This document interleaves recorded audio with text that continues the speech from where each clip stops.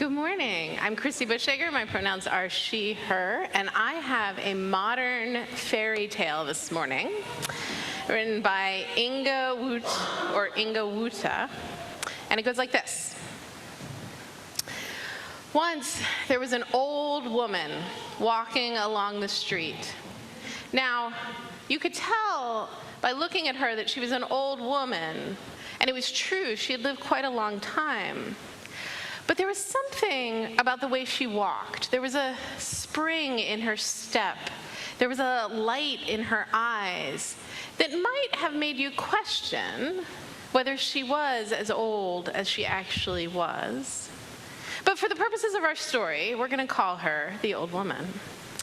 So the old woman was walking along, and she came upon a figure draped in blankets, sitting on the ground. It really could have been just a pile of blankets. It was really hard to tell. But the old woman could sense a human shape within that pile of flannel. And so she walked over and said, "Hello." And out of this pile of blankets, there appeared a very, very pale face and some black eyes. Kind of spooky, right? It's almost like a Halloween story.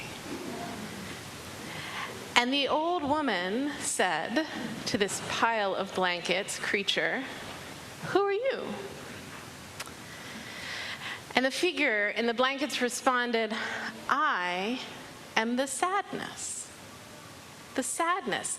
And the woman said, "Oh, the sadness. I know you. You have accompanied me many times along the way." And the sadness was confused. The sadness said, "Well, you're not going to run away from me? You're not going to try to hide from me?" The old woman said, "No, I couldn't possibly hide from you. No one can outrun you." The sadness sighed.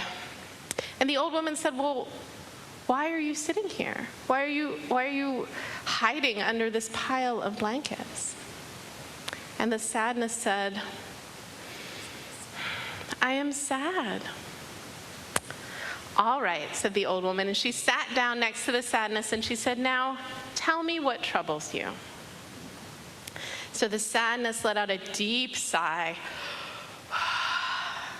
And she said, "It is my destiny to go and be among the people for a time, but they don't want to see me. They are afraid of me. They run away, they try to hide, they numb themselves with pleasures. They say things like, 'Turn that frown upside down.' And they say things like, 'Get yourself together.' And they say things like, 'Only weaklings cry.' They do everything they can to avoid me." The old woman nodded. She said, "I have known such people." The sadness continued, "I just want to help them. If I am with them, they can build a nest to tend their wounds. If I am with them, they can cry their unshed tears. But they don't want me." The sadness began to weep. The old woman wrapped her arms around the sadness and said, "Weep now, sadness. Just let it out. It is okay.